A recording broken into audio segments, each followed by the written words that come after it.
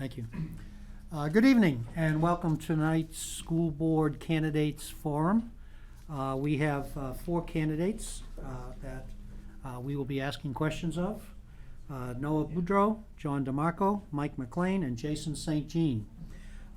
Just briefly, the guidelines for tonight is that we're asking each candidate to try to limit their answer to questions to 2 minutes, preferably shorter if they can. We received 19 questions. We're not going to get through them all tonight. I'd be very happy, quite frankly, if we can get to the first 10 or so. The candidates will be asked to answer the questions in alphabetical order, and each subsequent question will start the next person in alphabetical order so that the same person is not always going first. Each candidate will give a brief introduction with their background, and they will have a 3-minute closing to basically summarize their candidacy and explain to the voters why they think they should be elected. I'm not planning to strictly monitor time. All the candidates are aware of the time constraints given the number of questions, and I trust that they'll do their best to remain under it. So we're going to start with the introductions, and Noah Boudreau, you are first. All right, my name is Noah Boudreau. I'm originally from Danvers, Massachusetts. I'm 34 years old. I attended public school all the way until high school, where I went to St. John's Prep for my freshman year, and then I transferred over to a vocational school for my remaining tenure. During my junior year, I took an internship with a law firm and started as end user support, where by my senior year, I was actually network administrator at this firm. That's where I learned the foundations of my skills, and in 2008, we actually broke the firm and moved into a smaller group and started to operate in the fiscal sector, primarily accounts receivable-ship. So in this time, I was actually tasked with building the entire information technology infrastructure, including building policies and procedures, dealing with audits with banks, building root cause analysis and action plans. About 5 years ago now, in 2017, me and my wife of 17 years, we moved to Milford. When we were looking for homes, we asked around, we did research, and we knew that Milford was going to be our forever home. It was a place that we decided to, not only raise our family, and I have 3 kids and they're here in the audience, but it was also a place that we decided to get involved. And we progressively have started to do that by volunteering at town events, joining the PTO, on top of partaking in the superintendent search committee, and then now this, which is running for school board. I have 3 kids right now, and they're all in public schools in Milford. One is at Jacques, one is at Heron Pond, and the other one is at Milford Middle School. And I know going forward, this is a community that we will want to be and will be part of. Thank you. Thank you, Noah. John DeMarco. So my name is John DeMarco. Some of you may recognize me, some not. What's important to know about me is I've been in Milford for over 30 years of my life. I am a Milford kid through and through. I walked the halls of Jacques when I was younger. I entered that school as a scared 6-year-old like most of us do. I went through the middle school program representing athletics. That's when I became a Titan. Then eventually graduated from Milford High School, where I was able to represent some of the athletic programs. And so as far as being a Milfordite, I am a Milford kid through and through. I now raise my 2 beautiful little girls in this town, 12 and 6. One of them sitting right there waving. I raised them in this school district. And so what I do for a living, I'm a cybersecurity professional. So I've been in technology sales for over 13 years now.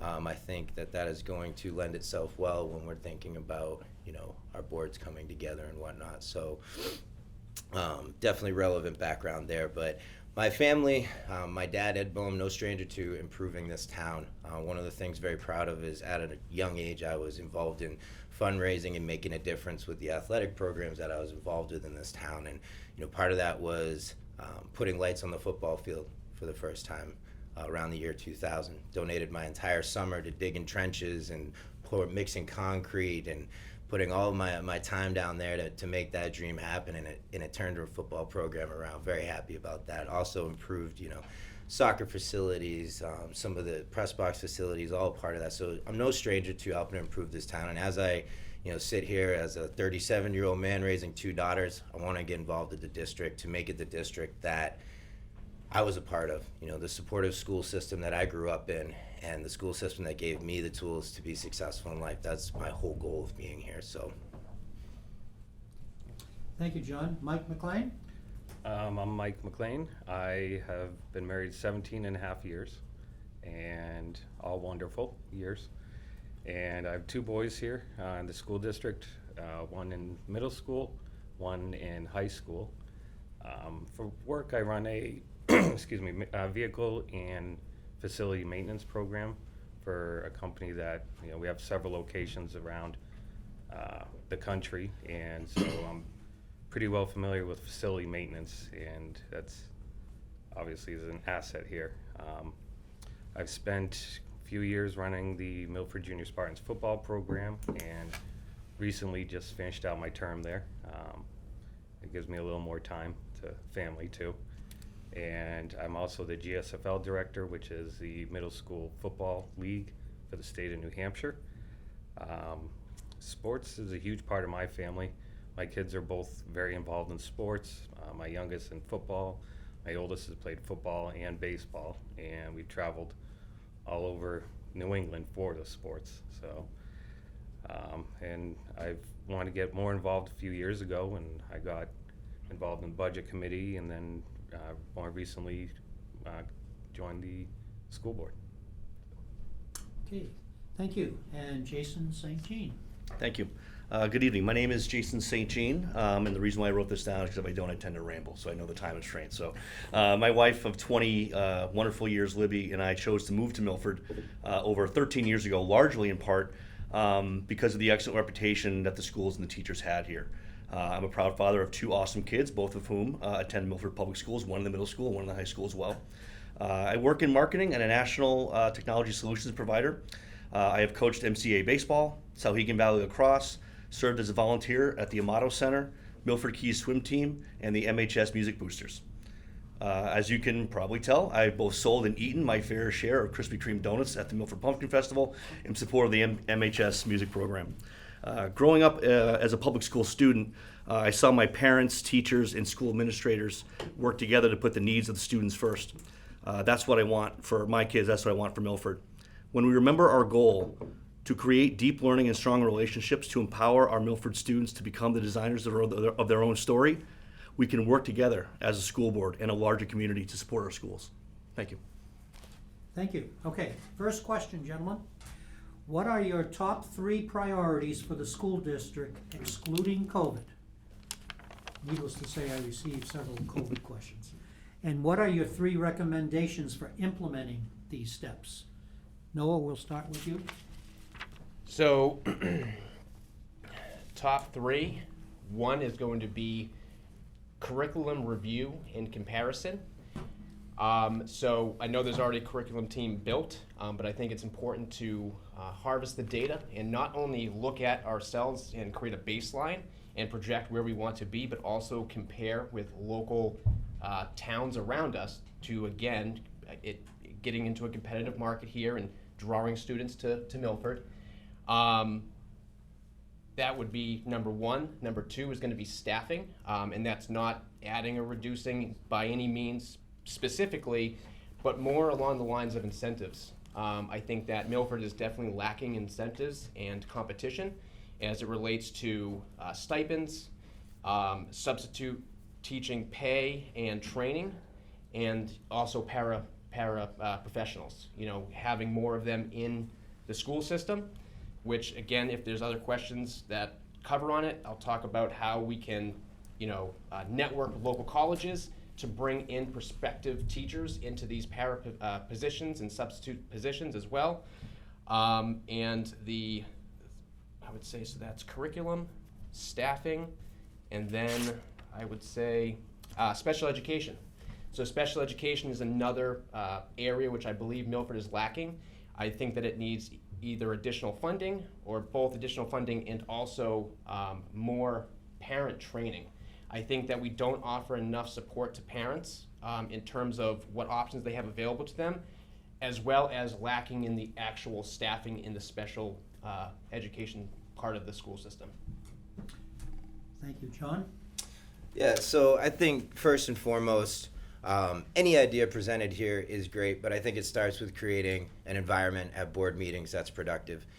So one of the things that I plan to do is just that, change the environment. If you've attended a board meeting in the last year, it's unproductive. That's a nice way of putting it.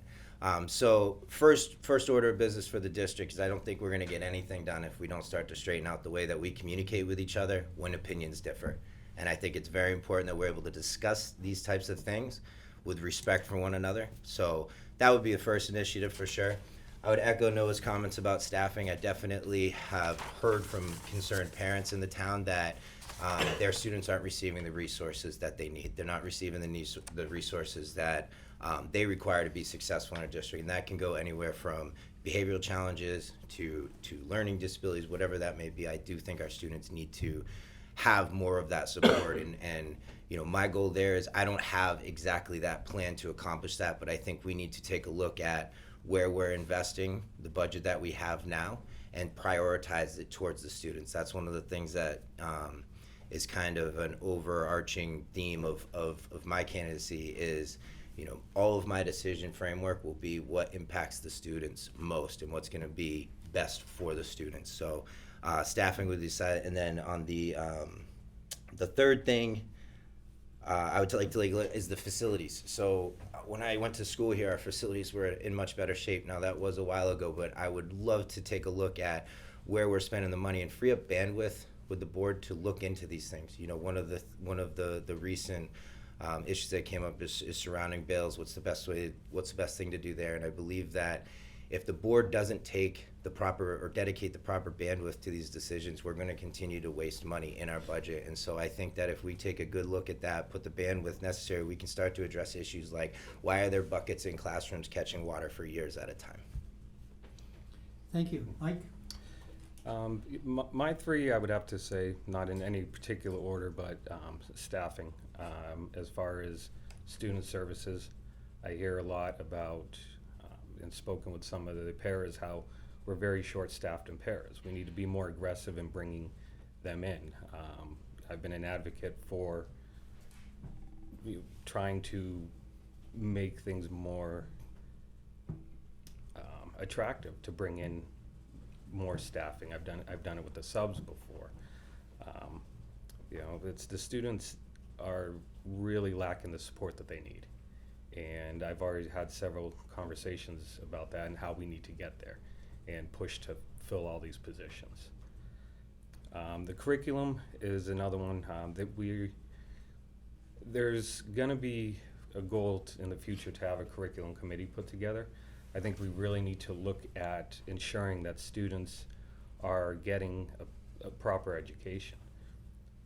You know, part of that is checking out the high school scheduling to see if block scheduling is causing any additional remedial learning that the students shouldn't have to worry about. You know, looking at more of a traditional schedule. This has been brought up, I've heard about it from several people, and part of the curriculum committee would be looking at every aspect of the curriculum to see what would be best to better suit our students. And also facilities, as John touched on. I heard during the deliberative session how people have been catching, you know, buckets of water for years, and that was the first time I heard that. We need to fix the facilities. There's no reason to push off any major repairs like that, because in order for the students to succeed, they need buildings that they can succeed in. And the more you put off any maintenance, you're just going to be costing more money in the future to repair them. All set? Hey, Jason. Great, thank you. So it's going to be 4 for 4 hiring, right? Obviously staffing, and I'd be I'd get in trouble when I went home if I did not specifically address, as a husband of a special education teacher, if I didn't specifically address the special education piece of that hiring and the staffing, right? I think we all know over the last several years, many full-time positions have been reduced to part-time, which for some folks looking for a position is attractive. I find that for most, especially nowadays, full-time is kind of where it's at. Full-time, benefits, all that comes with it. But addressing our staffing concerns after looking at the district's website, it's appalling. Our district has about as many openings as my company of 3,000 employees. Completely, just not a place that we can even start to address unless we start, to Noah's point, where are we from a compensation standpoint? Where are we from an attractiveness standpoint as it relates to school districts around us? After talking with some teachers in our district, outside of our district, we're not an attractive place to work right now for several different reasons. Compensation is part of that. And this speaks to one of my other points about communication. The way that I've seen teachers treated on social media in Milford is we're not putting our best foot forward. Our teachers see this, they live in our communities a lot of the times, so they see this firsthand, either from their own eyes or they're being told. Another priority does relate a bit to facilities, is the overall budget and how much we're giving to facilities, how much we're giving to staffing. I think the budget needs to be looked at, because these problems that we've addressed, whether it's with staffing, whether it's with facilities, we've been kind of kicking the pail down the street, down the road kicking the can down the road for a while. I think it's because of budgetary constraints and concerns, or maybe the money isn't being spent appropriately. And the last big going to communication. That's from, like John said, from the school board, just the members of the school board, but from the school board to the superintendent to the teachers to the parents. I think improving overall communication in our school district, something that maybe should be the top priority, because without good communication, you really can't get anything done, unfortunately, as we've seen. And the way to do that is really to get all the principals in the same room together. No one's going to agree on everything. Like I said, I've been married 20 years. My wife doesn't agree with everything I say. I don't think that the people that I'm going to be working with will do the same. So it's just about agreeing to disagree on certain things, but just communicating. And you give a little, I'll give a little. We'll meet in the middle. Okay, great. Thank you.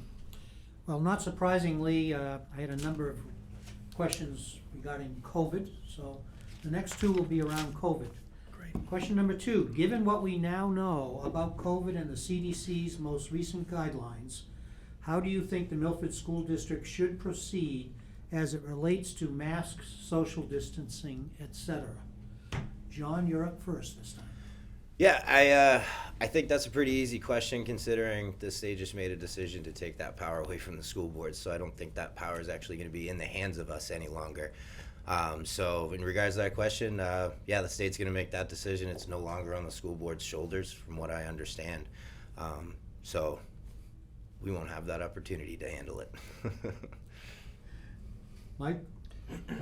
As John said, it's the state did make it easy, but also in the same sense, I've been pretty clear in my standing on the way masks are handled with COVID. I've been a huge advocate for parental choice, and it's, as we could see with the CDC guidelines and state guidelines, they're moving in that same direction that several of us on the board have been preaching for the last several months. So, Jason? Yes, thank you. Good question, and I'm going to echo the sentiments. Our governor really took that decision out of the school board's hands, which I think was the right move, just based on the current data that CDC has communicated. I think it's about time. I'm really looking forward to I know my kids are looking forward to it. My daughter maybe not so much with the whole makeup situation, but now she has to do everything in the morning. But no, I think it's going to be exciting for the kids to kind of get back to normal, if we can, whatever that might be. So in terms of that, I think going forward, where we have the right policy adopted right now, where masks are completely optional. In terms of social distancing, I don't like close talkers, so you can stay your 3 or 4 feet away from me. That's fine. But no, I think we can go back to business as usual in the schools, and I think our students are going to be better for it. Noah? Gonna sound like a broken record, but again, state made it easy for us. I think what you'll see with this is a lot more production or productiveness out of school boards, not just in Milford, but across the nation, or sorry, across the state, sorry. I am a strong advocate for parental choice and just personal choice overall. I think when it comes to making decisions for ourselves and our children's, it should not be, taken out of our hands. And I'll leave it at that. Thank you. This third one, one resident said that they will vote for the candidate that will commit to start the new school year without a return to learning plan. Can you get behind not having a return to learning plan and just get back to a normal school year? Mike, you're first. Absolutely. I've been saying all along that, I've had conversation with several people. We don't need a return to learning plan. I would like to do it sooner than next year, but, I've always had the goal that as of the beginning of the next school year, it's not a return to learning plan, it's just a going back to school plan. And I've been advocating for that for quite some time now, so I would absolutely get behind that. Jason? Again, as would I. I think the time for it has come and gone. And I think we're all looking forward to just, back to school shopping and a regular start to the school year. Great. Noah? I agree with both of them. I think that, again, you should not walk into the school year building a plan that you may or may not have to use. I think, again, building a plan for the school year is how your school year should start, or before your school year should start is how you should begin. Very good. We have John. I would absolutely support that on day one as well. I do believe that, there's talks, if not it's gone through that, remote learning isn't going to be an option anymore, so return to learning plan might not even be relevant, but I don't think it's something that's necessary. I think one of the big distractions and the things that have paralyzed this board and its ability to make progress is the fact that we've spent so much time talking about a return to learning plan. So I would absolutely support moving forward and starting to get some things done. Great. Okay, next question. What do you see as the most important part or role of a school board member? Is it budgeting? Is it health and safety of students and staff? Is it being a voice for the taxpayers? Jason, you're first. Sure. Those are my only three options. Well, this was a resident's question. Okay. Can you? And I would be willing to say they're all important, but her right. question was, what is the most important? If you have a different one, I'm sure the resident would like to hear your different. Okay. So can you repeat those again? So advocate for the is it taxpayer. Is it budgeting, Budgeting. health and safety of students and staff, or being a voice for the taxpayers? Boy, picking one is difficult because you're kind of doing all three. Budget, well, having a budget be a priority and also being a taxpayer obviously kind of go hand in hand, or the voice, on the board for a taxpayer, those kind of go hand in hand, right? We have a budget that directly impacts our taxpayers, right, in our town. Health and safety of the kids is also something that's very important. Whether it's making sure the kids have the right equipment for sports, making sure that water isn't leaking on their heads during a classroom, making sure the buildings are up to code, and right now a couple of them aren't. And again, I really kind of, link all three of these together. Being a voice for the taxpayer is important, certainly, because there's plenty of people who live in this town who don't have kids in the public school, right? So they are still a taxpayer. I would probably have to say if I had to pick, boy, it would really be a tie between the budget, which really affects everything, and the health and safety of the kids, because the budget has to reflect that at the same time. So. Okay. Noah? I can't pick an important one. I'm kind of on the same boat as you. I think that as a school board, member, your responsibility is all three of these things and more. You have to work within the confines of a budget in order to better the school system and ensure that facilities remained maintained. You have to make decisions that affect the health and safety of both student and staff. You have to make decisions that, again, are in the best interests of your students and staff. And then at the same time, as it relates to the budget, the decisions you make and the articles that you put out are going to affect the taxpayer. And, I just am sorry, I can't pick a most important one from that list of three. Okay. John? I can. I'll say taxpayers, definitively. One thing we've identified is our teachers live in this community as well. So I think when you talk about the taxpayers of this community, you're enveloping the parents, which I think are a huge part, the teachers. Not the students yet, I'm thankful for them. But, I think being a voice of the taxpayers is important, and I think that, our teachers being taxpayers kind of envelops in that. And when we talk about budget, it is the taxpayers that are affected by that. So, I think if I had to choose one, I would absolutely say being the voice of the taxpayers, and especially as, a parent, a taxpayer sitting on the other side of board meetings, I would like to be heard more. And one of my initiatives is to be heard more. So I can definitely commit to that. Mike? All three of them are very important. They're all equally important in their own ways. The health and safety is more where I feel that the school district should be charged with that. It's, they're the ones on essentially the front lines running the district. They have to make sure that they're providing all the health and safety for the children.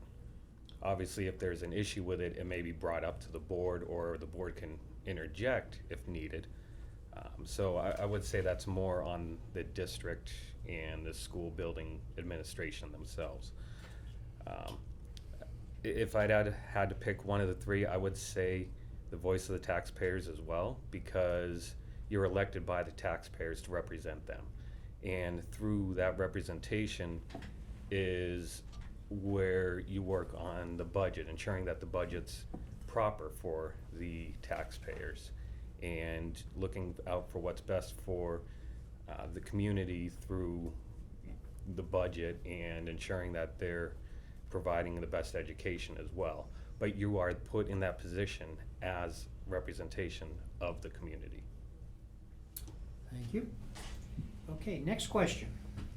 Are you committed to restoring decorum and decency to board proceedings? I received a couple of questions regarding recent board meetings. Noah, you're first on this one. So as it relates to restoring decorum, absolutely. I don't believe that you can get anything done if you just continuously butt heads. It is okay to disagree on things, but the school board, they need to operate as a united front.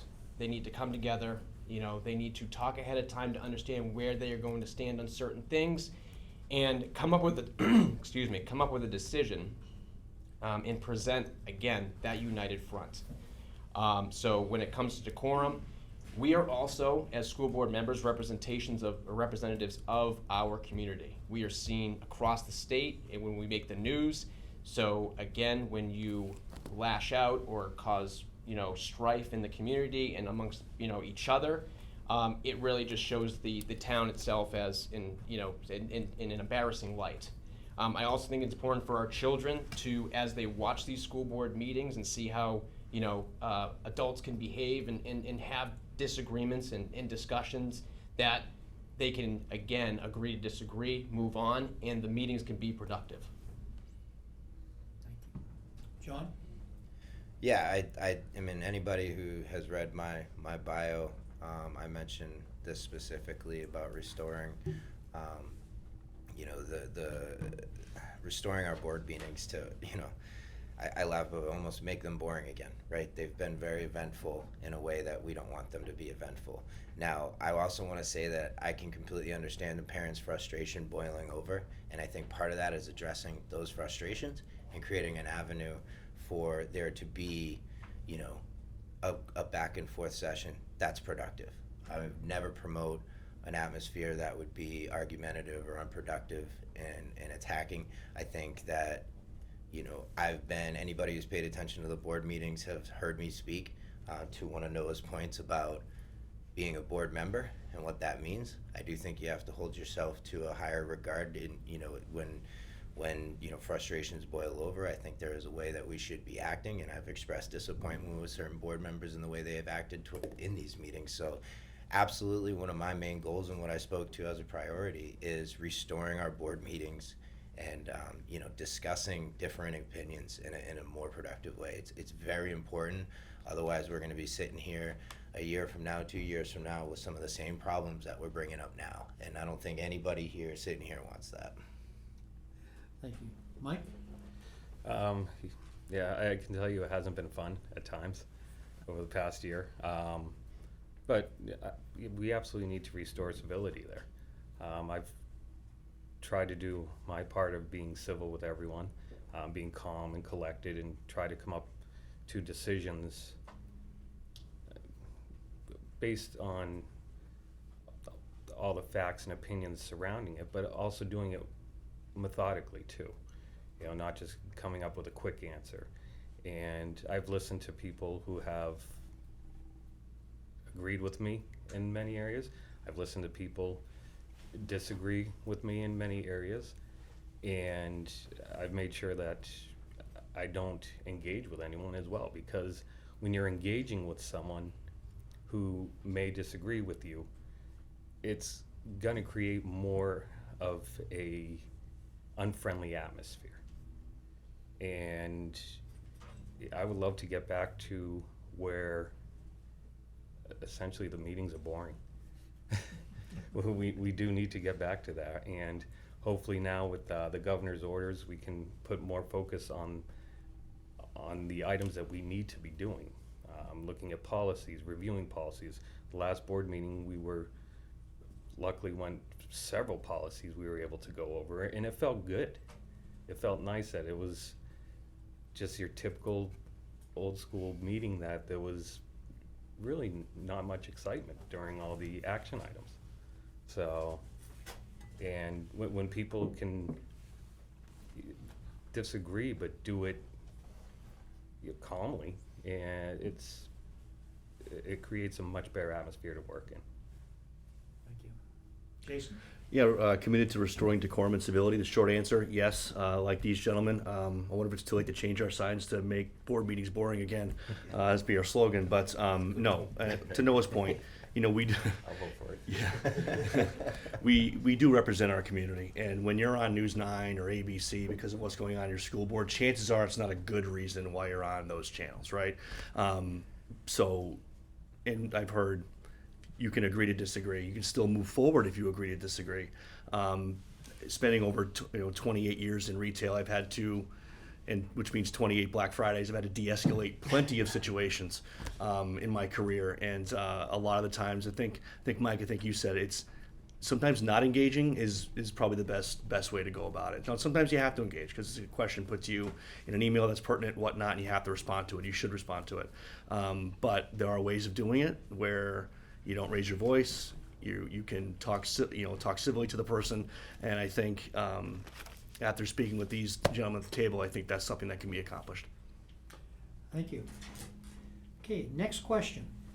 Residents have been frustrated with their inability to publicly address issues with the board during the public comment session that are not on the agenda. Would you be in favor of modifying School Board Policy 2152 to allow for comments on non-agenda items? If not, what mechanism will you put in place to allow for public comments on non-agenda items? And the emphasis here is on public, not emails. And John, you're first. Yeah, so just to make sure I understand the question is, would we allow non-agenda items to be discussed in an open forum at a board meeting, like basically on the fly? Would you allow a resident to make a comment on something that is not on the agenda?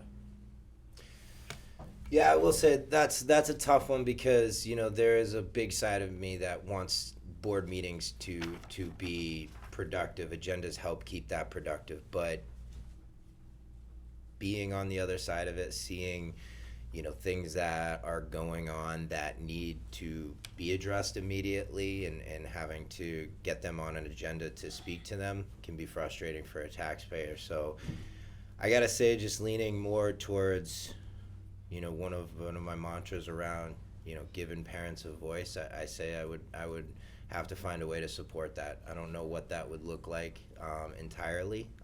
Again, I would want to emphasize it needing to be productive. I obviously worry with the atmosphere that our school board meetings have had that, that could get pretty wild, and that, would go against one of my goals is making board meetings productive. So I think there's a way we can work with that to make it happen, and give parents and give taxpayers a chance to talk about things that are top of mind for them. Because at the end of the day, sometimes it brings up issues that the board's not aware of. To Mike's point earlier, first time he heard about buckets of water collecting, or buckets collecting water in the classrooms was at the deliberative session. Had a parent had a chance to say that earlier on, we might have been able to put some action to it.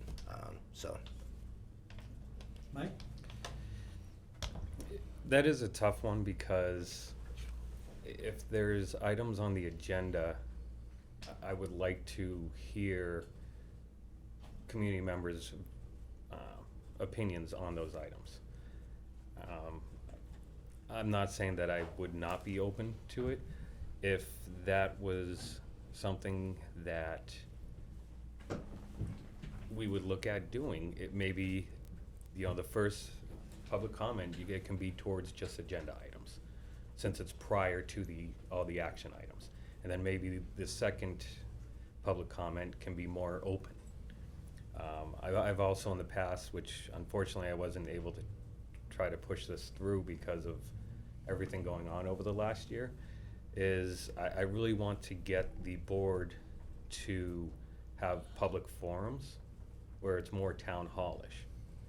So, maybe quarterly, during a school year. That way there we can have more just that back and forth discussions, because the way the policy currently is, it is very hindering on what community members can say. And there's a lot of items that people want to bring up to the board in a public forum, so that other citizens can see what is going on as well. So I think there are different methods to having that done. But I would say I would be in favor of changing the structure of the meetings to maybe that second public comment could be more open. Jason? Yeah, so a couple of things. One, definitely agree that agendas do keep things on track, right? That's the reason why we have an agenda. I would like to open it up to, if there's a resident or a member of anybody in the Milford community, whether it's an employee or what, if they want something put on the agenda, there should be an avenue for them to go through. There might be right now. Maybe people don't know there's an avenue that they can go through. Either it's emailing the chair, petitioning the board. I'd like this to be on the next agenda for the school meeting because I'd like to address it, and some other folks in town might also like to address it. So that might be a way of sticking to the agenda, but people can have things added to the agenda. If maybe the school board in non-public session can vote on that item being on the agenda. Maybe we pick two for each session, whatnot. To Mike's point, I've always thought that quarterly, middle of the year, like a state of the school, meeting would be great, and where the town can come and ask questions, and we can either answer if we have the answers right away, or if we need to get back to that person, making sure we have their information so we can, respond to them in due time. Noah? So I believe in structure. I believe that the agenda, there should be a specific section carved out to address agenda items. I would strongly, push to have the second part of this public comment be not dedicated to only agenda items, but future agenda items. The board sometimes needs time to prepare. Bring things up on the spot, you may not get the best answer possible. So the second session or the second public comment being where you come up and you say, this is something I want to, I as a resident want to address in a future meeting, would be something that the board would take away and schedule, because every person's voice needs to be heard. Something that I have been pitching since the beginning, since I started running for the school board, as well as a community council. I think that there needs to be some kind of subcommittee that's made up of teacher representatives from the school, parent representatives, and that in itself would be the interface between the community and the school board. So again, I also think that, to Jason's point, I believe that possibly an announcement should be made, as we go into school boards as to the rules. I know that moderators, the town moderator does it. He goes through and announces the rules, that if they make an announcement that they state, non-agenda items can be brought up for future, future discussion in the second session. That way people know, I have something that's not on the agenda, I wait for the second session, I walk up, I speak what I need to say, and I know that it will be addressed at the next meeting, or again, a following meeting, because you may not know how much you get. Thank you. Next question. Where do you stand on school vouchers, and how would your position affect or not affect local funding? Mike, you're first on this one. To be perfectly honest, I am not sure where I stand on them. That's a loaded question. There are, I can see both sides of the fence on that as to why people would be in favor of the vouchers and why people would not be. I haven't done enough research on my own to fully see where I stand on them.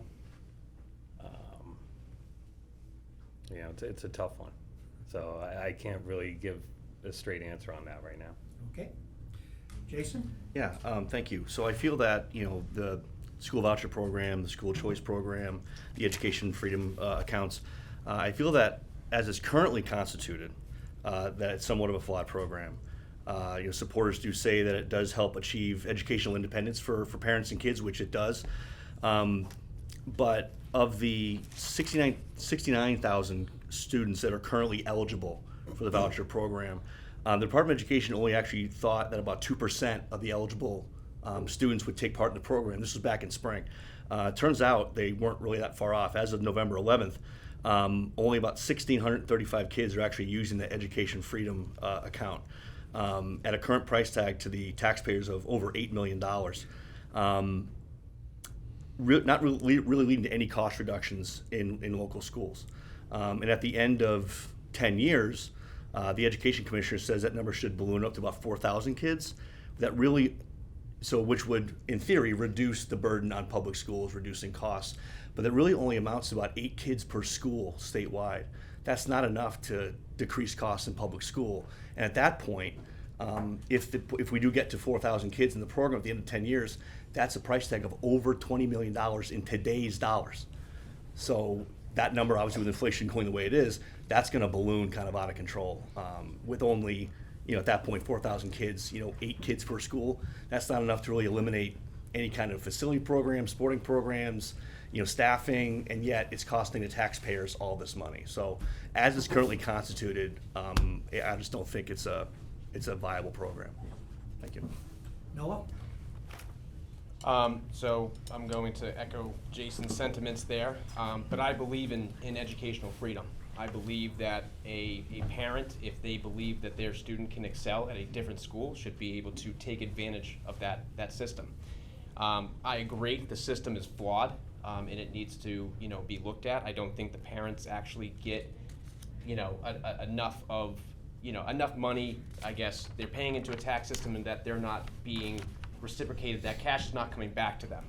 I believe that also a part of this, this educational freedom is we need to make Milford desirable. We need to draw students to want to come and come to Milford Public Schools, because the surrounding towns, when those parents decide to use these vouchers and educational, their educational freedom choice, we want them to choose Milford. It's going to draw people to us. So that's it. Thank you. John? Yeah, I think kind of building off what Noah was saying there, I don't know the intricacies of the program. I'll say that out flat. I do think, from what I'm hearing, there are some improvements that can be made. I just, to the point of making Milford a desirable place, I'd like to see the school district put more effort into accommodating some of the needs or desires of some of these education, with these parents that are seeking education elsewhere. I've heard again from, folks in town that have approached me around, they're seeking schooling elsewhere for, XYZ, and it has to do with what we're able to provide. So at first, I'd like to see the district address the needs of the students, try and meet those needs. But of course, there is always exceptions to that, and I think if it's a situation where the school really just can't provide the education somebody needs or the resources to obtain that education, that individual shouldn't be held back because they live in Milford and this is our school district. But I would like to see a place where we are more desirable, where people actually want to choose Milford when they live in another town because of what we're offering. I think that's a better way to look at it than the current program that we have. Thank you. Next question should have short answers based on your last one. Are you in favor of school choice? Jason, you're first. Am I in favor of school choice? Again, loaded question. Yes, but not at the cost of the taxpayer. Like I said in my previous statement, it's a flawed program as it currently is constituted. It's going to end up costing the taxpayers more money by not reducing costs to the school districts and just increasing taxes over time. Do I think that a program like this can work? Absolutely. I'm not in the state legislature, so I can't really, have too much impact on that. But I believe you should be able to send your kids to a Christian school, to a private school, to a charter school. But when it starts burdening the taxpayers $20 plus million a year over year for the next 10 years and beyond, that's a bit of a hefty price to pay. Noah? Short answer, yes. I am in favor. I said it last time. I am in favor of educational freedom. And again, but not at the detriment of the taxpayer. I believe that if we are going to do something about this, it needs to be, handled at the state level. And it's a system that needs to be, and I know that bills have been presented to, try and, fix the system, and they have been shut down and blocked repetitively. So, yes, I am. Thank you. John? Yeah, the short of it is, I'm not supportive of it at the cost of the taxpayer. Again, I think there are exceptions, and the current program is not perfect and can definitely be tuned. But no, I mean, I'm a big proponent of the sense of community and all that. And like I said, I'd like to see students be happier in Milford than taken off for other districts. Thank you. And Mike? Yes, I'm just kind of echoing some of the same here as far as. It's gonna happen. Right? Yeah, absolutely. I don't want it to be a burden on taxpayers. However, I think we need to try to be able to service all of our students here in Milford. But if there's families that feel that their students aren't getting what is right for their kids here as services or education, there's different needs for different families. If they need to go somewhere else where it's a better situation for their family, they should have that right. But at the same sense, not to burden our taxpayers as well. Thank you. Next question. Many residents believe that our SAU administration is top-heavy. For years, the district functioned without an assistant superintendent. Given the current lower number of students than when we didn't have an assistant superintendent, would you be in favor of eliminating the assistant superintendent position, and why? And Noah, you're first on this one. As it relates to the superintendent's salary, do I think we're top heavy? Yes. Do I know that this position in itself can be eliminated? I don't know. I know that when you have, looking back on the years, and you have at MASH about 1,600 kids, and you have, 2 principals, and then you have a lower amount now at 700 with 3, it's possible. So again, without getting a detailed view of the salary structure, I don't know if that position is one that can be knocked. But yes, in short, I believe that we are top heavy, and something needs to be done within the budget, especially where 50%, I believe, within the budget for 2022 was dedicated to salaries. It is the biggest slice of the pie. So it's definitely something that can be looked at, but it should not be the only part that is looked at. We need educators, and we also need administrators. So, one of the things that I said earlier on, which is, in a recent post, which was looking at line items on the budget. It's something I have not been able to go through the budget line item by line item. I looked at the budget book, I looked at the different, pieces of information that was provided, and I made certain notes around that. And one of the biggest notes I made was the administration salary being a large part of the salary pie when you broke it down even further. John? Yeah, something I've definitely heard throughout my involvement is how top heavy we are. So I can't sit here with the lack of involvement I've specifically had hands on with looking at this holistically, say that position needs to go. But I hear the argument, if we operated well without it, why is it in there? I can definitely understand that argument, and it's worth taking a look at. But again, I think this all falls under the ability for the board to have bandwidth to look into these things. So it kind of envelops itself with a couple of our other issues or priorities that we've spoken on here. But yeah, I absolutely think we're top heavy. It needs to be looked at, and it needs to be potentially adjusted. Thank you. Mike? I would lean to say we are a little top heavy. However, the assistant superintendent spot is extremely necessary. That position does a lot of the different programs that are benefiting our kids. And, as far as the student body count, it's over the past 3 years. It was higher a few years ago, but over the past 3 years, it has gone up each year as well. But the amount of work that the assistant superintendent does as far as Title I and everything that is needed as we progress in each year, it seems like some of these services are becoming more needed, and to ensure that these programs are available for our students, if we remove that position,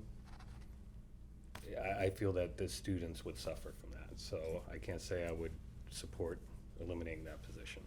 Thank you. Jason?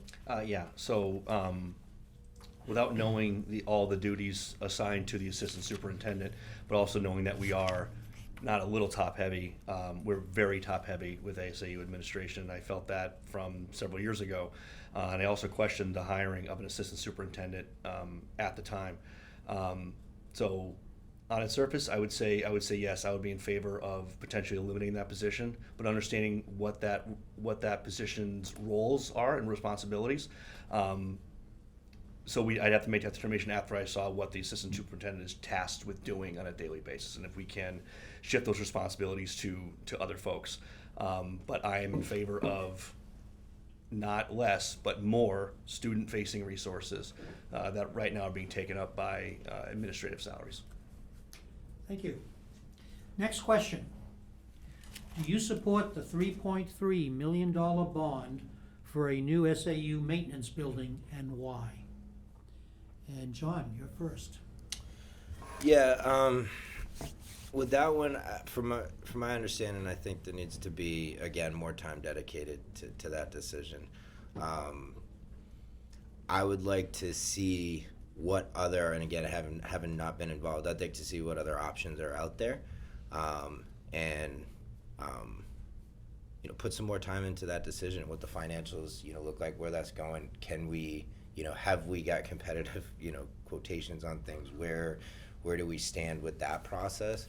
But without having been involved in those meetings, I would definitely want to take a little more time to review that before having a $3 million purchase happen, I guess is what I would say. Thank you. Mike? Excuse me. After the deliberative session, the board voted whether they support or do not support all the warrant articles. And for that warrant article, I voted that I do not support that. Reason being, I felt that, like John said, it felt very rushed. We try to put over a year's worth of work, cramming it into 6 months, and trying to push it out as quick as possible to the public for the elections. And I can't say that should be our first priority. I know there's a big, obviously we need to move students out of Bales and we bring them back into the high school. And that alone, if the busing was around $70,000. If you take that and divide it out monthly, you're looking at, excuse me, about 5,800 and change. That could go towards rental spaces for offices for the SAU. If you're looking at roughly 10 grand a month, or 10 grand a year, excuse me, 10 grand a month, or 100,000 a year if you're looking at that for rents on office space or leasing. That 3.3 million would take 33 years to get to that point. So I feel that we shouldn't be putting this big purchase or building right at the beginning, where we can be reinvesting that into putting towards the benefiting the students more as far as the buildings go. Making sure that it's more student beneficial how we're spending bond money. And I just don't feel that we have done our due diligence in getting all the estimates needed to if we want to still use Bales. There's a lot of options to look at there that I feel were not completely looked at because everything was so rushed and compressed in time. And I would rather look at it a year from now than make an uneducated decision on it right now. Jason? Thank you. Good question. That was important to a lot of folks. First of all, I'm going to go on a limb and speak for my other three candidates up here and say that we all want the best buildings for our kids, right? I think we can all agree on that. But this does feel rushed, and I don't feel that making any decision is better than making the right decision. We're staring down the barrel of $8 million to renovate Bales too, if we wanted to go back to using that. I love looking at Bales, the beautiful building. It represents Milford, but the inside is an embarrassment if you've been in there. I mean, it's abhorrent. And that was supposed to be temporary, right? 18 years ago, they sent the kids over there as a temporary fix until something else was figured out. But different boards, down the road a bit, and here we are 18 years later. But I don't feel that, and again, I want the SAU office, I want the kids at Bales to have a better environment than what they do currently. I think we all do, but I don't think that this particular solution is the right one. Noah? I again agree. The decision was rushed. I do not agree with this. I believe that if we had looked at things a little bit differently last year when we returned over $1 million to the taxpayers and we had taken, it would have covered 2/3 of this year, and we wouldn't be asking for so much money. If you do that across 2 years, you would have exceeded the $3.3 million that was being requested. And I get it. It's not the current school board's. It's not the current school board's doing, but it is the responsibility of the school board to make a decision. There are various avenues which you can explore, including rental spaces, setting up pods, building an addition instead off the current building. And I agree with Mike when he said that $3.3 million bond is better spent, I guess going against the $18 million in deferred maintenance across all three schools that we have. No, I don't agree with it. Thank you. And that would bring us to the next question, which is, the school district is trying to address the community's need for public preschool by expanding its offerings. Do you support expanding preschool availability? Mike, you're first. That's a tough one for me. I never used the preschooling with my kids. But I can't say that I could support offering more preschooling if we don't have the ability to house all the preschooling. We're looking at, we don't have enough room at Jocks. We don't have enough room at Heron Pond. So what do we split them? Where do we put them? Excuse me. Also, I do know that when the school started offering preschooling, it did affect some businesses around town too, some preschool centers. I feel that by expanding our preschooling is costing more money than it needs to be, and is going to also be limiting students in the other schools as far as classroom space. You know, I do like that we have preschooling, but I don't feel that we should keep growing it. You know, there are preschool centers that do offer services. I know there have been churches that have offered them in the past, and a lot of these businesses have kind of gone under since the school pulled that option away from them. And you know, there's also some other aspects you can look at too. We can also make it beneficial where if we do offer it, you know, we can kind of work it into our ATC program, have some of the students at the high school working with the kids if they want to look at education too. There's different avenues to look at our preschooling, and I feel that we're not fully looking at the overall effect of it. Thank you. Jason? Yeah, thank you. So, you know, both my kids went to preschool. So preschool is very important. Is a very important subject for me, especially knowing how much it costs. You know, this was, you know, 10, 15 years ago. So offering a public preschool, I think, is fantastic that we're doing that. In terms of being expanded, again, my kids didn't attend preschool here. We were living in a different town at the time. But I want to see what the preschool offerings are right now. And again, you know, based on that, find out what portions of it we're looking to expand. Cost to the taxpayer, again, probably going to be a lot less than the thousands and thousands of dollars a month that I was paying for preschool. That was, you know, 10 years ago money as well. But again, need to examine the cost of the community, certainly. And again, but again, we go back to staffing. We're having staffing concerns now, and then if we you know, expand this program, are we just going to be in the same boat where now we're stretching teachers and support staff more lean than they should by an expanded program? So I love preschool. I'm in favor of an expanded preschool program, but we'd have to obviously meet certain benchmarks within that. Noah? It's a great idea. I had two of my children go to preschool. I saw how beneficial it was to them when my son started kindergarten this year, and seeing where he started versus my two girls. It was, you know, hard to see him at that level. So again, great idea. I just don't think right now is the time. I think that, you know, like Jason said, we have a staffing issue, we have facilities issues, and I think that right now we need to focus on our K through 12 programs, getting them up to where they need to be, and then it's something that can be revisited. John? Yeah, what I'll say is, you know, I think there's some small businesses locally that do a great job handling preschool. And at this point, I would say I'm not in favor of expanding that program simply because, you know, I'll put it blunt, we're not doing a good enough job with our K through 12. I think we're, you know, like we brought up, there are a lot of concerns and things that need to be addressed prior to us looking at expanding and extending ourselves out even further. We're talking about catching water in buckets, and it keeps coming up. We're talking about staffing issues. We're talking about, you know, all that.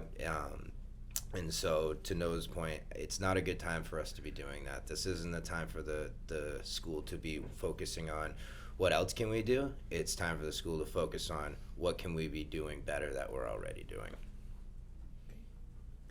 Thank you. Next question. Please share your view and what you will do regarding our students' needs for social, emotional, and mental health supports at school. Jason, you're first. Yeah, thank you. Great question. So I am 1,000% in favor of our SEL program in schools. It addresses executive functioning with the kids, which I think we can all agree will benefit them greatly, not just while they're in school, but once they get out of school. Whether it's, you know, conflict resolution, whether it's, you know, just how to get through your day. I know my son has in the middle school, they have a little bit of time at the end of the day to kind of like, I don't want to say recap, but to kind of recenter themselves. Only about 15, 20 minutes, but I think that time is huge, especially at that age. And going into high school, please, everybody remember what it was like going through high school.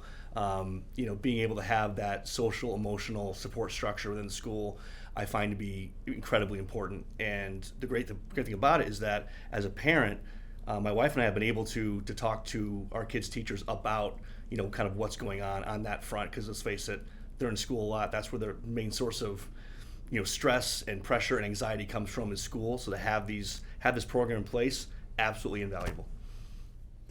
Thank you. Noah? So again, going back to an earlier question about COVID, our children went through something unprecedented, and it has had a ripple effect, and we've seen a lot more behavioral issues, mental health issues, and social skills issues. I believe that Milford not only needs to expand the program they have to take the social worker responsibility away from the teacher and put it into a qualified individual. We need to staff ourselves with qualified individuals to offer more resources to students in these SEL programs, and again, help them through the various illnesses that they deal with, and also to address behavioral issues and allow the classrooms to get back to teaching. Thank you. John? Yeah, so first thing I want to say is I'm absolutely in favor of our supporting our students and their mental health. I think that is one of the big oversights of all of the protocols and things that were put into place, is the students and their mental health, the lack of social interaction they had for a while, the lack of development that they had due to the remote learning. With our district specifically, that's what I'm speaking to. Test scores are going down in our core classes. So again, to my point about preschool, I think that's where the school should really be focused on, and removing the burden from educators to also be teaching this, social emotional learning, and how to taking that as part of the school day. It's important to note that, I agree with we need to hand it off to professionals. The school currently has avenues for social workers and mental health professionals to come in and visit with kids during the school day as part of a program that goes through insurance. So there are avenues for mental health to be addressed now in the school that aren't being utilized. So I think awareness is important there, but I just can't, with the way our test scores are trending down, the way we're graduating students that can't go on to college and write papers correctly or read at the correct level, I don't think, again, we need to be putting more of a burden on those educators to be dipping into the social side as well. I think it's handled well by professionals, and I think to extend off that, I think the parents play a huge role in this as well. We talk a lot about what the school can do, but, we also need to keep in mind that these parents know their children best, and, part of parenting is teaching your child how to handle stressful situations, how to, address their emotions in a way that's productive, that's not kicking, stamping their feet and throw, in the grocery aisle because they don't get a candy bar, things like that. So I think the parents play a huge role in that as well. And I just personally would like to see the education system focus on educating around those core classes, and really, giving our students those tools from an education standpoint to excel at the next level. Thank you. Mike? I'm a huge advocate for mental health. We've seen some mental health issues on the rise. I do believe that part of this social emotional learning is leaving some of the kids that are more quiet. It's completely passing them over. If you have kids that are showing more extreme signs, then they may be getting the help that they need. However, I also don't feel that our faculty, our teachers are properly trained to handle and really teach the social emotional issues as therapists would. I think it's a very basic set of skills that they're taught through the program, and there are avenues where students can go if they need the support. And I would have to agree with John on that. I don't feel that is really the job of our teachers to be really working on these social emotional issues. I feel that it should be left in the hands of counselors and therapists, and we have them on staff in those are outlets for the students, and they can work with the students as far as the social and emotional side of things. And the teachers can get back to teaching, and we're benefiting all the students with that. Okay, we're down to 20 minutes left, so we're at least gonna get one more question in before we have your closing remarks. How do we as a district support all the students, from the ones who need extra support to the ones that need gifted and talented programs, without eliminating programs for either?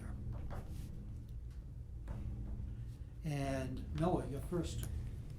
I think one of the keys to that answer is early identification. I think that identifying a student early in their career that, requires additional, requires additional tutoring, education. Data shows that if you catch most of it early on and you teach them, again, it goes back to behavioral, just general educational, give them tools, again, to learn and progress throughout their school career, they will require less of those services later on down the road. For the students that continuously need that, I believe that developing programs and independent learning paths, and within these paths you have groups of students, and they again follow a certain trajectory, a certain educational path through the system. If you're identifying it early and you're walking them down this path, that would be something that would successfully assist and give these kids the additional resources that they need, whilst not taking away from the students who may not require as much assistance. So again, having the staff on hand that can, or I should say, training the staff we have on hand to help identify these kids, and then also having the staff on hand that can lead these programs and educate these kids and give them the special services they need, and also ensuring that the funding is there to support these programs is something that is important as well. Thank you, John. Could you repeat the question once, to just make sure I'm answering all aspects of it? Okay. How does the district support all the students, from the ones who need extra support to the ones that need gifted and talented programs, without eliminating programs for either? Yeah, so I've spoken a lot about the students that have challenges, behaviorally, or have educational challenges. But I think a big part of the equation is also what do we do with students on the other side that are excelling at an extraordinary rate? How do we not slow them down? And I think that's extremely important as well. I know, when I was in school, I know we had your honors classes, and then you had your guess what you call standard class, and then you had some supported classes and whatnot. And it's hard because I think there is something to be said for mixing up those classrooms as well, but it's important to identify students that are really bought into their educational experience. I mean, I know if you put yourself back in high school sitting in class, you could probably point out the students who were your top performers. They're year after year. They're the same people, and they're leading. They're getting straight A's. They're leading the GPA board. So I think we absolutely need to provide classes to challenge those individuals, not forget about the ones that need support. I think all of that comes down to taking an honest look at things like how top-heavy we are on the administration side of the house to free up enough resources that directly impact the students. So, going back to how do we do that? Well, we do that by, prioritizing our spending, prioritizing our investment in the district into the students. And that's, everyone from the challenge students to the gifted students, everywhere in between. But I think that's where it starts. That's how we accomplish it. Thank you. Mike? I believe in the earlier schools, the elementary level and the middle school. I think we're meeting some of the needs a little more than we are in the high school currently. There's been enough classes, the advanced classes, classes for students that need some more help. I've seen that through the elementary and middle school level. However, I feel that once you get into the high school level, right now we have students that if you're in band, I've been told that some of these students can't take certain AP courses because of the schedule. So I don't feel that we're servicing those students properly. I know if you take an ATC course in another school as a senior, there's certain math classes that aren't offered in the earlier blocks. So then they're not getting their classes that they need. And that's where I go back to really questioning if the block schedule is correct. Because if you have a block, a traditional schedule, then you can offer some of these AP courses more throughout the entire day. That could, the band person or the person taking ATCs in another school, they would have those abilities to get all the courses they need and not look at other avenues to get the proper education that they're afforded. As far as some of the students that also are maybe struggling a little more, when you're learning a core class one semester a year and you're cramming a whole year of education into one semester, what happens the next semester? You're not still learning those skills. You basically put your math class on hold or your English class on hold, and then you take it again the following year. And then that's where you have to get into more remedial training or remedial education, where if you're taking these courses all year long, you're really ingraining that education more into the students, where maybe some of the students that are struggling a little more aren't having as many struggles. They're getting that year-long education in all of their core classes that are really setting them up more for the future. Thank you. Jason? Thank you. Yeah, Mike, as a parent of a high schooler, the block scheduling is rough because you can go a year in between your algebra classes. Algebra is hard enough without going a year without doing it and then trying to pick it up again, right? So block scheduling is for the gifted and talented students who do, like you said, if you're in band, if you're in chorus, it eliminates you from being able to take other classes that can challenge you. We got to eliminate that somehow. The kids should be able to take the classes they want to take to challenge themselves. That's the biggest problem. I feel I'm agreeing with you at the high school is the biggest problem to that is the block scheduling. And in between the students that need the extra attention and the gifted and talented kids, it goes back to staffing. I hate to, but it's like a broken record. But if we have paras getting pulled, they're supposed to be working one-on-one with one of those children who does need to have additional assistance. They're getting pulled. That plan is not being fulfilled, and that para or that sub potentially is now covering a classroom.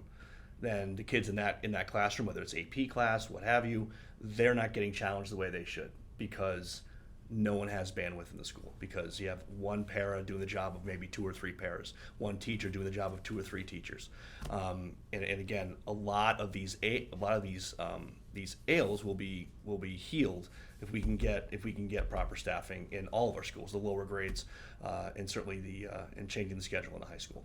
Thank you. Well, gentlemen, thank you. We got through 13 of the questions, which was more than I thought we Look at could. that. So you did a good job. To the residents whose questions we did not get to, I'm sorry, but we did want to try to keep within the 90-minute time frame. I have promised to send the candidates all of the questions, so maybe they can address some of the questions we didn't get to tonight. We're now going to ask each candidate to provide a closing remark.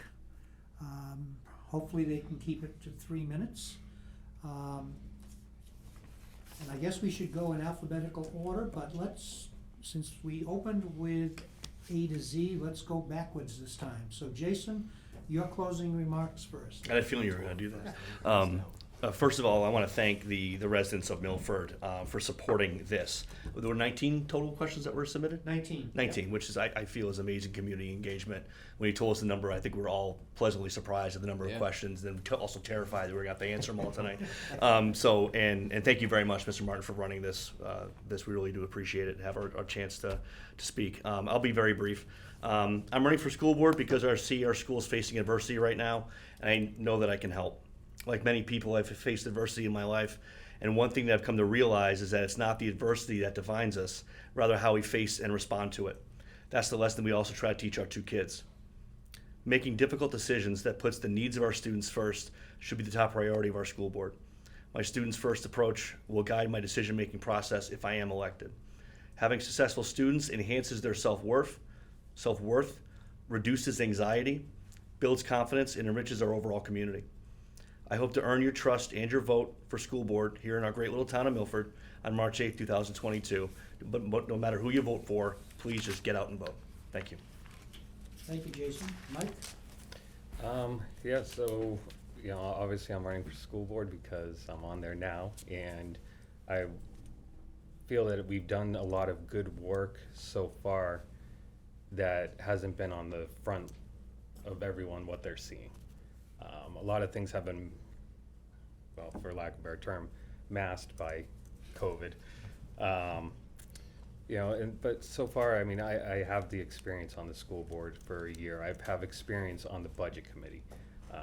We've come a long way as far as our relationships between the SAU and teachers. That was one of the first things that I worked on with Superintendent Michaud when I came on, was that we need to work on our relationships and build our relationships. Because if you have a toxic environment, it's going to trickle down to the students.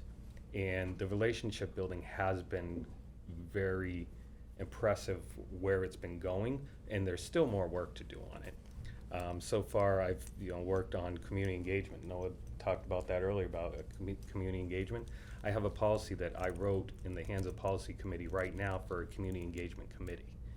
I've been pushing for that for quite a while, and I'm waiting for that to come back to the board because I feel that community engagement needs to really be pushed out there to get the community involved more in our education system. I was trying to be as transparent as possible with the hiring of our superintendent. I put everything out there that I could. There's a lot of information. I'm sure people are probably tired of hearing from me on social media, but I kept pushing all this stuff out there, trying to get everyone involved so they know what's going on each step of the way. I've been responsible in contract negotiations so far that have saved our district money long term, and I've also worked on some of the projects and maintenance projects in our schools. Last year, I guess it was last year technically. In May, I had 2 boilers put in at 2 of the schools. I had money put back into our maintenance fund that was cut by the previous board. I've also have gotten our board more involved in the budget committee, because when I was on the budget committee, we didn't have board interaction, and that's wrong. There's a lot of things that we still have to work on, and I'm still trying to drive it forward. I'm trying to push forward student services, getting all the staffing we need, being more fiscally responsible. I want to go through the budget more detailed. I've already requested that next year if I'm here, I get a detailed budget. I want to see every item that every department is putting in their budget books. I've talked about curriculum committees with the block scheduling, and those are just some of the goals that I'm working on, and that's why I'm hoping that I can continue this with our community support. Thank you, Mike. I try to keep it short. No, that's So. fine. You're still under 3 minutes. John? Well, in that case, no. So the first thing I want to say, just so that I make sure I'm able to make it to the polls on the 8th, is that I failed to mention in my opening my beautiful wife Samaya of 6 years. So before she kills me and I don't make it to the polls on the 8th, I want to first bring that up. But really, what it comes down to and what to expect from me as a candidate and potential board member is there's nobody sitting at this table that has more experience in Milford than I do. I'm a product of this town, I'm a product of this school district, and I now raised my 2 little girls in this district. There's nobody here that is more connected to this town than I am at this moment. And I promise you, as a board member, I will keep the students first in all of my decisions and the framework for those decisions. And I will work hard to make this school a better place, make this school district a better place, and the type of place that I grew up in. I know what the power of the school district can be. There's educators that Mr. Vitek, we awarded at the last board meeting. I was there when he started teaching. Keeping teachers like that in the district is important, and it has an impact, and I'm a product of that impact. And so I can just tell you right now, I will lead with that passion, and I will make sure that our students are taken care of, that the leaks are stopped, and that we start to make progress as a district, and we start to see meetings conducted with a lot more respect. Thank you. Noah? Guess first in, last out, huh? So thank you very much for, moderating tonight. Thank you for the community for your questions. They were great. This has been, I don't know about you guys, but nerve-wracking to answer these on the spot, but we got through it. So the reason I'm running for school board is complex, yet it's basic. My purpose is to see the children given the best education possible. The response itself is basic, but what goes into something like that is so complex that it is not feasible by any single person. I'm doing this because I believe my skill sets and experience acquired as a parent, coach, and employee have prepared me for this role. I've had the honor of being part of something great, and I understand this means hard work, sacrifice, compromise, collaboration, and fiscal responsibility. I understand that listening is another way of learning and that my way is not the only way. I know my limits and acknowledge when I need to learn more about something, but I also task myself with learning more about that something, and I'm not satisfied until I know enough to get the job done. Being a part of audits where banks are involved, it means not only identifying when something goes wrong, but why something went wrong. And then once you've identified why something went wrong, you build the tools to ensure that you mitigate that from reoccurrence, while also at the same time staying productive. This early in my life, I have been allowed to build this sense of confidence in leadership, and it's equipped me with the ability to lead, but not be overbearing or controlling, as this would be detrimental to the overall objective. Getting past what I bring to the table more into my beliefs, I believe educational freedom. I believe in educational freedom, that giving educational freedom to parents and students, but we want those parents and students to choose Milford. I believe Milford has a staffing crisis, especially where paraprofessionals and substitute teachers are concerned. I believe that we need to revamp our current staffing incentives program to both retain our current educators but recruit new ones. I believe special focus and funding needs to be put into our special educational programs to get this back on track. We need to educate our public, and we also need to remain transparent with our parents and community members to ensure that they know that we're not only listening to their needs and their wants, but we're also addressing their needs. We need to address the ever-growing behavioral issues that have been growing ever since COVID started and stub the flow now before it is too late. We need to let teachers teach. We need to understand that teaching is an art, and we need to lend them their artistic license back. To echo Jason, whomever you vote for, the point is get out there, get to the polls, and make sure your voice is heard, because that's how your voice is heard. So, Thank you. And bring your kids to vote on the mascot too. I know. It's an important part of the process. Get to and introduce the inflatables. Is it, I didn't know about that either. I didn't know. I don't know about the inflatables, but Yeah. I Okay, think that's gentlemen, I want to thank each of you for participating in tonight's forum. To the residents of Milford, I hope the information you saw tonight will help you make your decisions on who to vote for. But I also encourage every citizen, every resident, if you have additional questions, you should reach out to each of these candidates. Don't be afraid to contact them with additional questions or with opinions. That's how a board member can be successful, is they need to understand the opinions of the full range of residents, not just individual circles. And to all the citizens of Milford, just a reminder, please make sure, if you haven't done an absentee ballot, that you vote next Tuesday, March 8th. The polls are open from 6 to 8 p.m., 6 a.m. to 8 p.m. And they are at Milford High School again this year. We haven't been to the middle school for a while, so make sure, as an assistant moderator, can't tell you how many people went to the middle school first. It's at the high school again, 100 West Street. Again, thank you, candidates, and I want to thank the residents for listening, and good night, Milford. Thank you.